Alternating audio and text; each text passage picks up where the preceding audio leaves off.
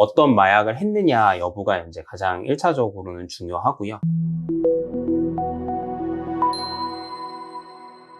안녕하세요. 형사 전문 정현우 변호사입니다. 구매만 해도 당연히 처벌 대상이 되는 거죠. 네. 마약의 처벌 대상이 굉장히 광범위한데요. 판매, 구매, 보관, 소지, 유통, 투약 전부 다 처벌 대상이 됩니다. 다 개별적인 처벌 대상이 될 수 있어요. 구매만 한 걸로 만약에 문제가 돼서 경찰에서 조사를 받게 되는 경우라고 하더라도 구매만 했다라는 말을 그냥 그 말만 믿고 뭐 다른 거를 이렇게 조사를 안 하는 것이 아니고 구매자도 당연히 마약을 했을 수도 있기 때문에 네, 소변 검사라든지 모발에 이제 마약 성분이 나오는지 이런 것들을 기본적으로는 검사를 다 하게 됩니다.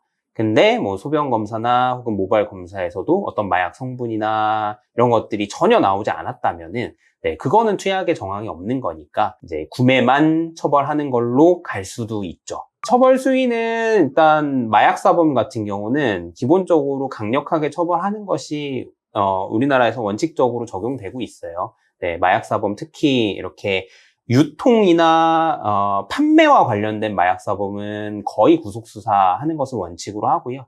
단순 투약이라든지 이렇게 이제 초범이나 아니면 한두 번 정도 해본 사람들의 경우에는 구속수사하지 않는 경우들도 있지만 그래도 마약사범은 언제나 구속이 될 수 있는 위험성이 열려있는 사안이고 네, 그리고 실제로 처벌받을 때도 실형이 나오는 경우들도 꽤 많이 있는 사안입니다. 마약 사건에서 가장 중요한 거는 행위태양이 어떤 것이냐, 그래서 어떤 마약을 했느냐 여부가 이제 가장 1차적으로는 중요하고요. 그리고 그 마약이 아까도 말씀을 드렸지만 뭐 유통을 했느냐, 아니면 그냥 단순 투약에 그친 것이냐, 아니면은 뭐 어떤 마약의 판매라든지 제조라든지 이렇게 훨씬 조직적인 마약 범죄에 가담을 한 것이냐, 이런 여부에 따라서 다 다를 수가 있어요.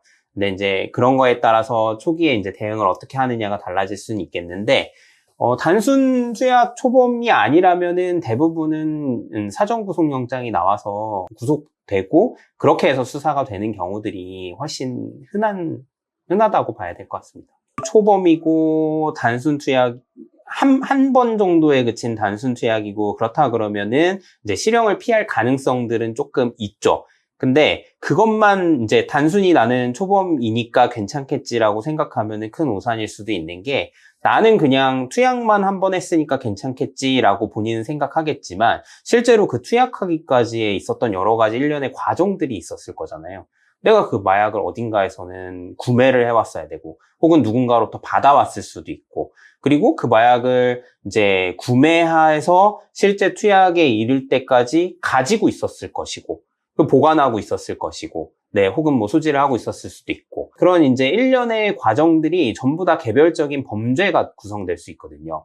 그래서 단순히 그냥 나는 초범이고 그냥 한두 차례 투약한 거에 그치니까 괜찮겠지라고 생각하면은 그 자체로 굉장히 큰 문제가 생길 수도 있다라고 봐야 됩니다. 내가 문제가 되고 있는 이 사안이 어떤 범죄에 들어와서 어느 정도의 처벌이 나올 수도 있는 사안이냐라는 것을 사전에 이제 잘 정리를 하고 거기에 맞춰서 대응하는 것이 굉장히 중요합니다. 그렇기 때문에 초기 조사 때 변호사와 같이 가서 수사기관이 지금 수사를 얼마만큼 했고 나의 혐의를 어디부터 어디까지 정도로 파악하고 있는지 그것들을 좀 확인을 해야 되고요. 그 확인된 내용에 따라서 이제 대응하는 방식들이 조금씩 달라질 수 있기 때문에 항상 마약과 관련된 사건은 체포된 사건이 아니더라도 수사기관으로부터 그런 출석 요청을 받았다거나 한다면은 변호사와 꼭 상담을 하시고 지금 내가 어떤 상황에 처해져 있는 것인지 객관적으로 좀 검토를 해보시는 것이 굉장히 중요하다라고 말씀드리겠습니다.